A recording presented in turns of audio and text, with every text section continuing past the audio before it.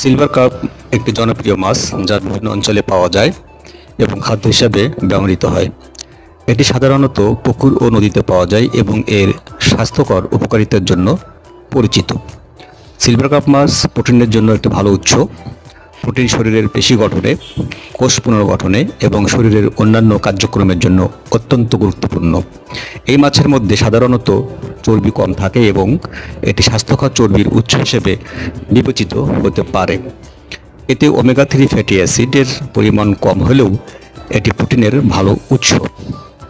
Silver কার্পে vitamin B complex যেমন B12, niacin এবং বিভিন্ন খনিজ যেমন সেলেনিয়াম, ফসফরাস এবং পটাশিয়াম থাকে, যা স্বাস্থ্যকর হৃদযন্ত্র এবং সঠিক হজম ব্যবস্থার জন্য সহায়ক।